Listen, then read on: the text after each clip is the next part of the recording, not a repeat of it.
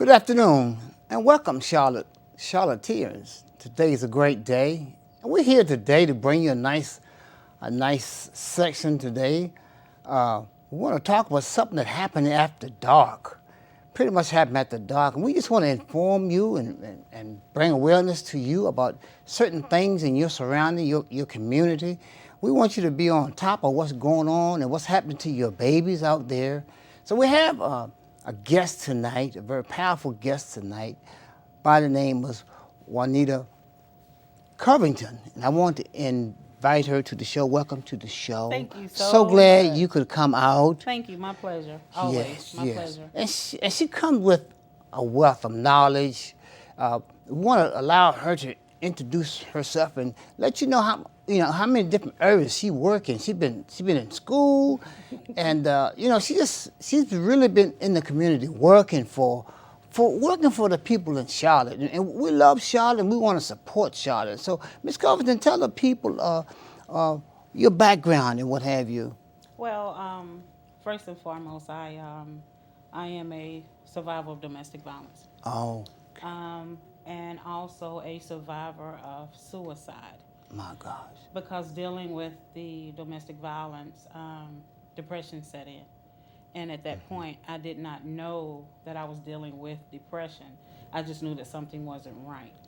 So I come from those two areas, and I got trained in domestic violence, sexual assault, human trafficking, bullying, mental health, and suicide, because it falls under the same umbrella, dealing with the mental illness. My God. So we want to tonight, we want to just talk to the audience about this human trafficking and who's most the victims of the human trafficking, and tell us about the mindset of an individual that just do a thing like this. So here's the thing, you have these predators, and they prey on our innocent children. My gosh. And they're getting our girls and boys, well, they're getting the girls as young as 11. 11 years old. 11 years old, 11 and 12 years old.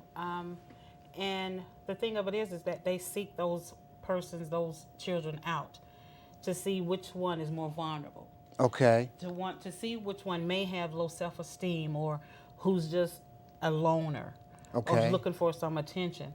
And what happens is that once they get that child into that place where they're feeling comfortable that this person loves them, they're going to woo them, and then they're going to coerce them to think that they love them in a way that only that person can love them. And you're still dealing with the child, so dealing with that child mentally, they still have that children mindset. So it seems to me that they have time to sit back and plot and plan and watch. So where are they confiscating these children from? Where do they park to watch these children? You find these persons at the park. You find them on school grounds. You find them when the children are out for recess.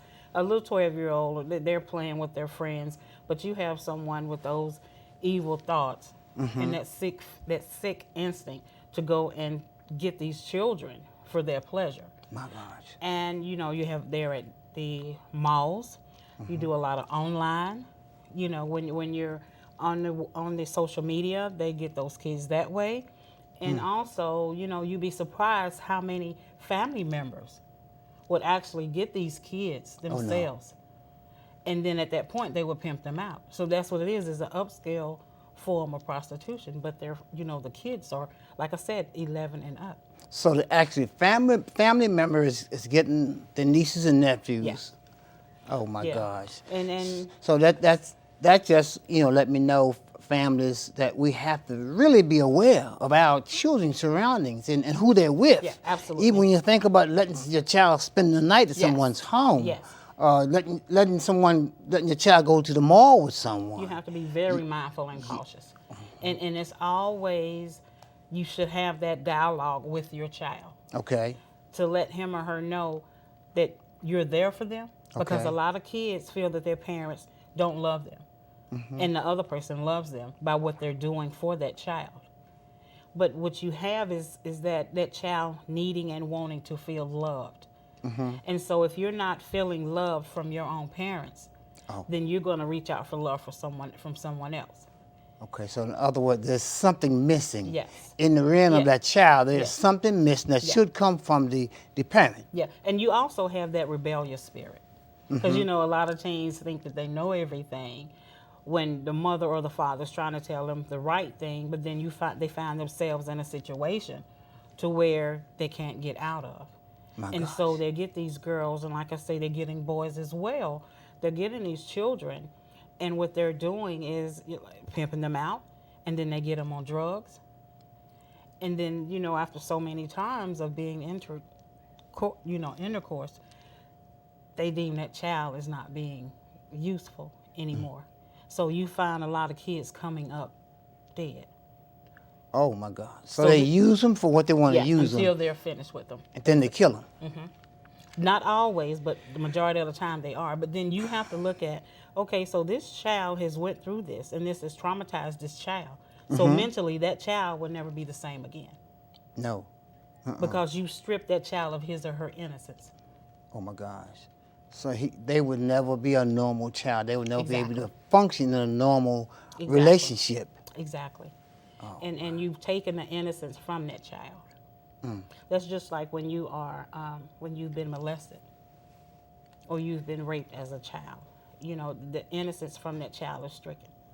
That is so sad. Yeah, That is so it's sad. very sad, and it's even sadder when I'm mentoring a child that has been sexually assaulted, Okay. and you looking into this baby's eyes, and you really just see emptiness.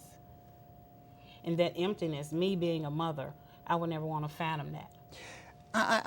I guess it'd be very, very hard for one of the children to trust you. How do Yeah. you get to that common ground, even for them to trust you, And to listen to what you're gonna say, Exactly. to So- buy into what you're offering them? Yeah. So the way I approach a child, I meet them where they are.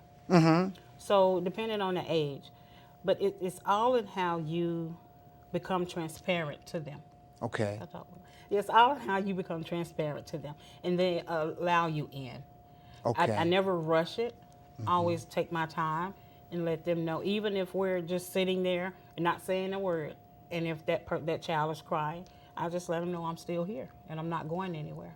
Oh. And then the more that you interact with that child, they're gonna see that you genuinely care and you're concerned. That's excellent. Yeah. So I'm hearing and I'm thinking, because you were abused, you have the skill somewhat Yes, to sit there and have the patience to deal with the child. exactly. Because you cannot rush someone that really don't even really understand or can't comprehend or wrap their mind around what has happened to them. So and true. why did it happen to them? So true. And then they end up with guilt.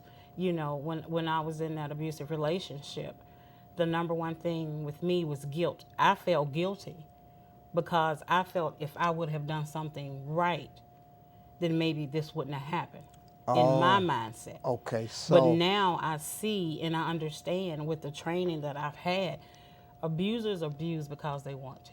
And domestic violence is a learned behavior. okay. And then children see what they do. They do what they see. Okay. And having said that, if you witness it in the home, then that child is going to mimic that. Oh my gosh. So you meeting the child, and they show early signs of, say some sexual abuse. What steps would you give them? Well, depending on the age of the child, first you're going to speak with the parent. Oh. And let them know some of the behaviors that you see, that you've noticed, so they can be aware of it. And if you don't get anywhere on that end, then of course you can reach out to, you can actually call, 911. Call 911. And say this is going on, and they can route you to other places or other agencies that might be able to assist you. But if you see something taking place right then, and then of course you want to do that. So, they being a minor and you're not the parent, how far can you go? And you know the child is being abused, they're not being treated properly. How far can you go outside of the parents? Well, that's when you can call. You can reach out to, again, I say like 911, and then you can also call the domestic violence. Well, not the domestic violence, the sexual assault line. Sexual assault line. And then let them know what you witnessed or what this child is telling you. And if this child is saying that this happened and that happened, then of course they can send someone out to do an assessment. Oh, okay. So, then the number to the sexual assault line, do you have that readily? That one I don't, but I have a whole lot of numbers that I brought with me. But I definitely my first thing would be to reach out to 911 and let them know what I have experienced or what this child is telling me or what this child has told me that happened to him or her. Oh, okay. Yeah, that's very important to get help as soon as possible. Yeah. Of course, we can Google. We got Google nowadays, so we can also Google to get that number, right? Yeah, so it is help out there already set up, and sometimes we can call and get the help that we need. Yeah, because here's the thing: we are supposed to protect our children. Oh my! And we're supposed to love and nurture them, and not put them in harm's way. But a lot of times, things happen when the parent may be at work, or even when you have another adult in the home. And when that other adult is in the home, when that parent may have left to go to work, you don't know what the relationship is and how that other person, that could be the biological father, it could not be. It could be the boyfriend. But you don't know what's going on in your home if you're not there, unless you have those cameras. So yeah, we have to understand that we're being victimized, and the person that we think we can trust, we can't trust. So we have to constantly have those conversations with our children. Yes.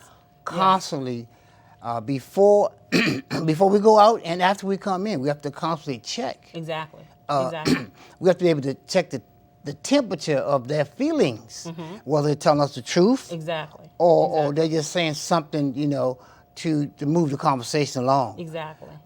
Yeah, because I remember I looked at the Oprah Winfrey show, and she had, I think it was 300 or 400 men that's been sexually abused, and they came out with signs, and it's really happening. It's really sad. And I noticed a lot of times in the black community, we'll sweep it under the rug. Yes. And act as though it didn't happen, but that's the worst way to be. Because if someone is touching your child, and your child is telling you that this man is touching him, her, or someone's touching your son, then you have to really take heed to those words.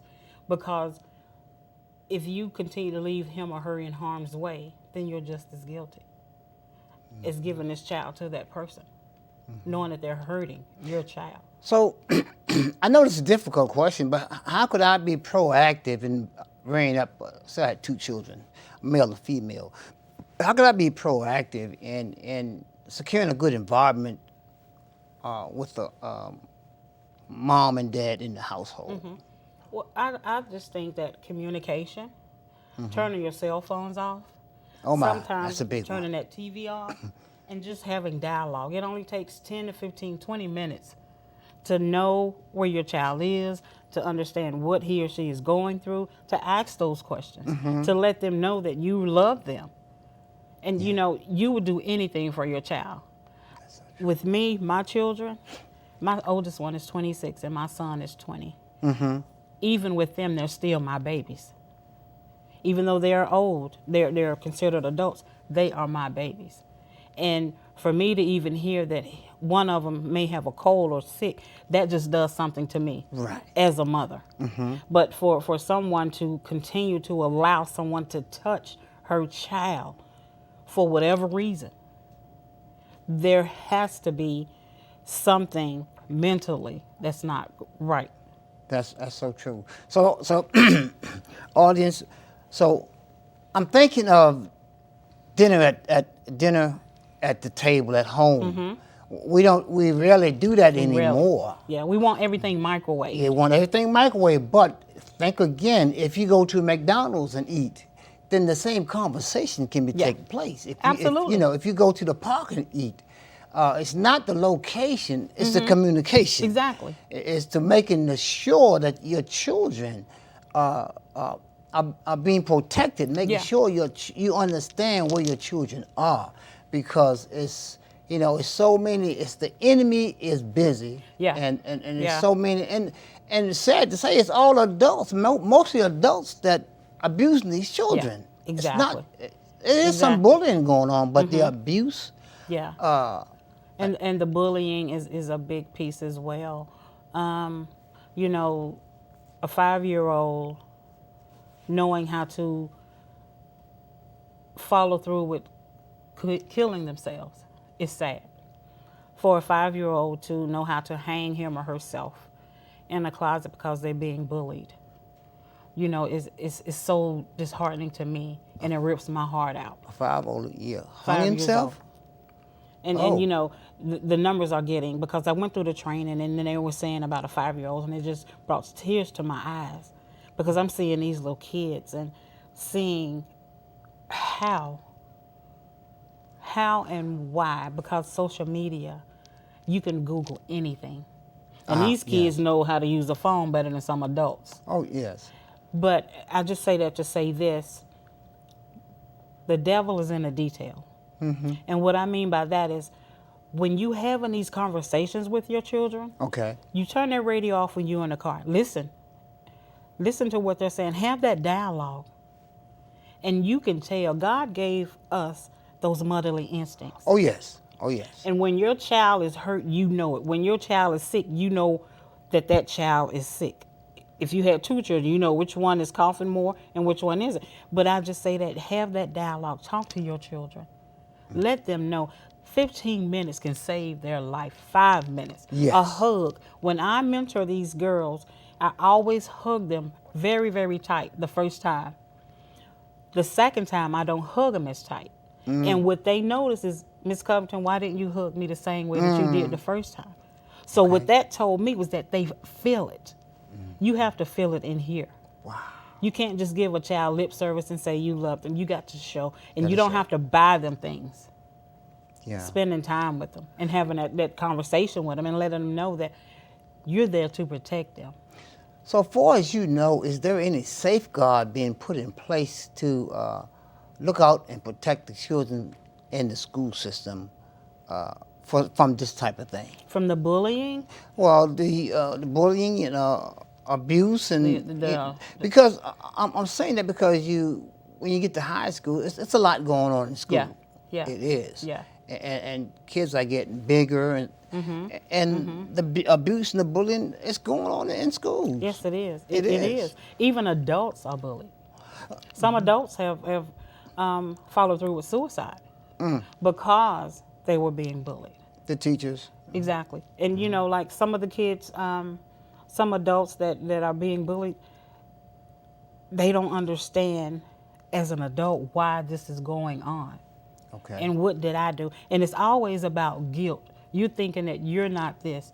Why am I this way? Why did God make me this way? Why are they Okay. still picking on me? You can, if you don't have a small waist and wide hips and big breasts now, then you're not considered pretty. If you don't have long hair down to your behind, or you're revealing everything, then you're not sexy. Okay. So, society has just deemed so many things differently than when I was growing up. I'm 52 and I refuse to wear a skirt or a dress above my knee. But now it's okay. I mean, it's like less is better. Yeah. And that's not a good example for us to be setting for our young ladies, but, to each his own. Yeah.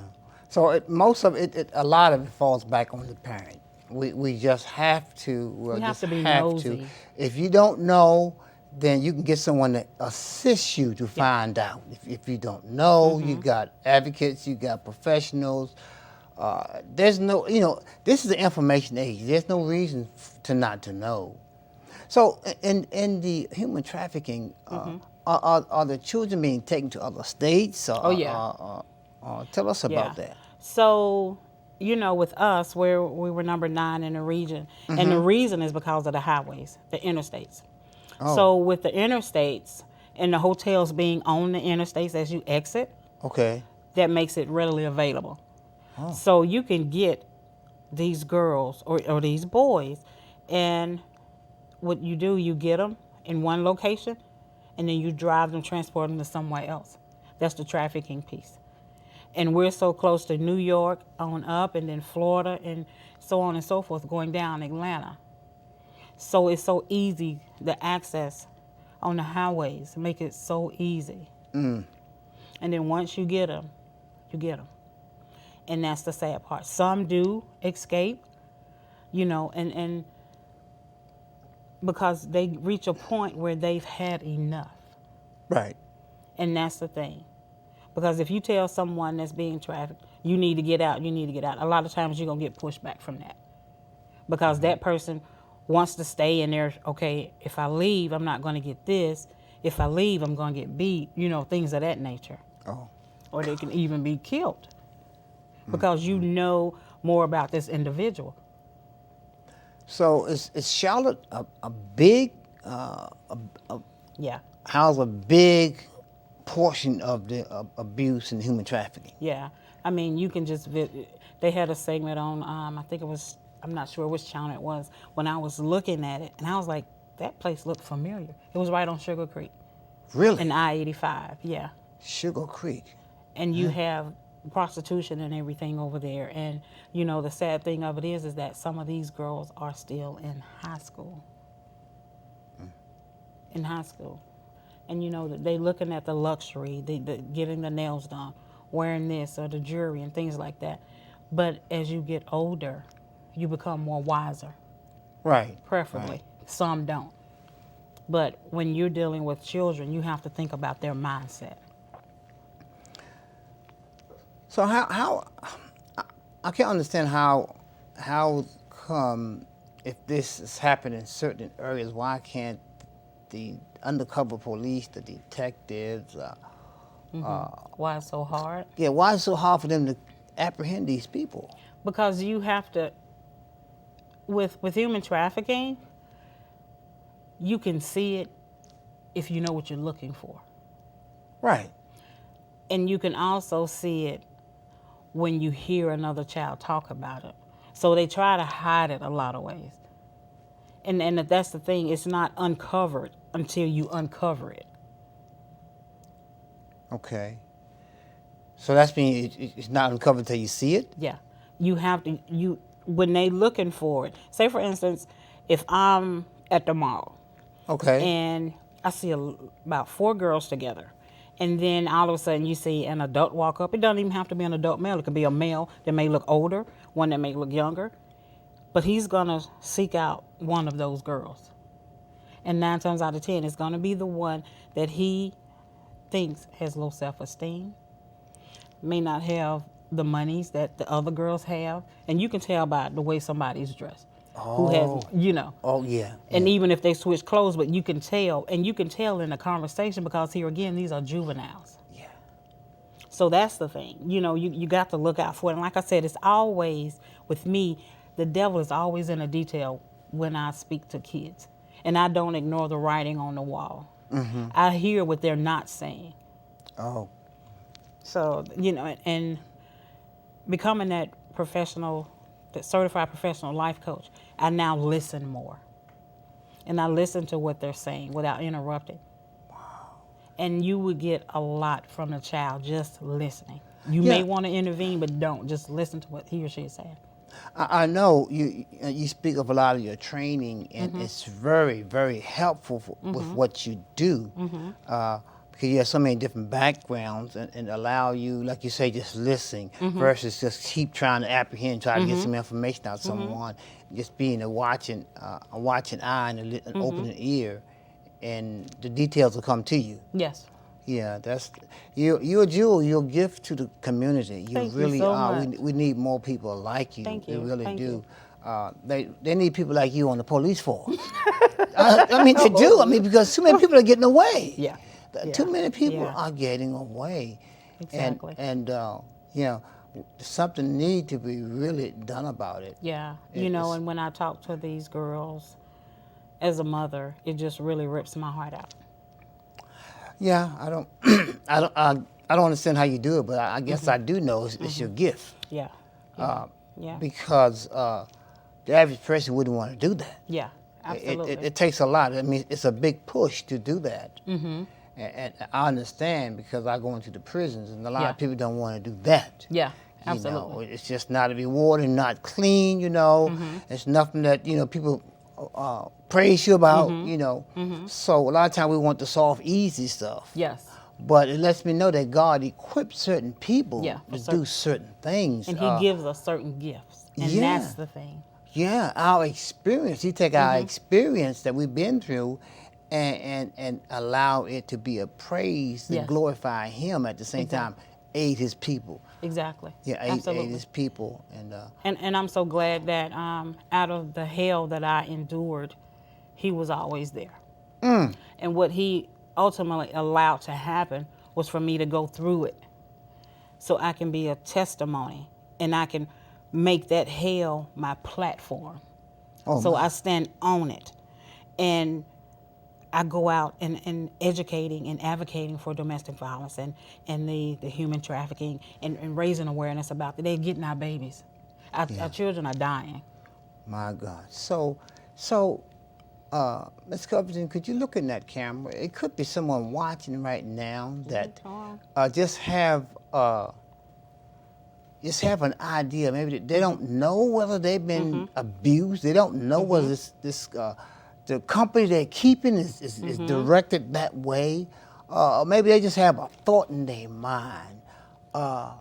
Share a word with that individual to help guide them or prevent them from making a mistake. Well, first of all, I will let them know they're not alone, Okay. and that they're genuinely loved, that their life matters. Only until that individual, you make the decision that you've had enough, will you be able to walk away with your life. Mm-hmm. But you have to make that decision. But just know that you matter to God. You have family. And life is worth living to the fullest.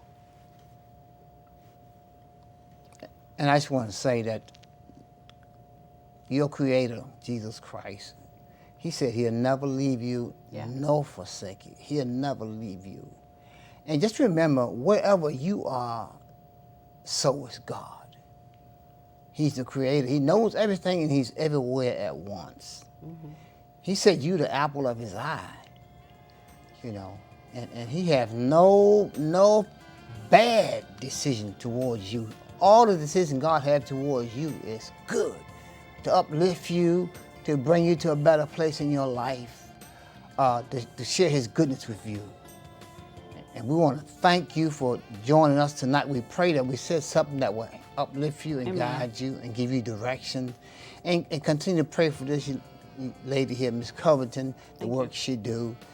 And God bless you, and we'll see you the next time. Amen. Thank you.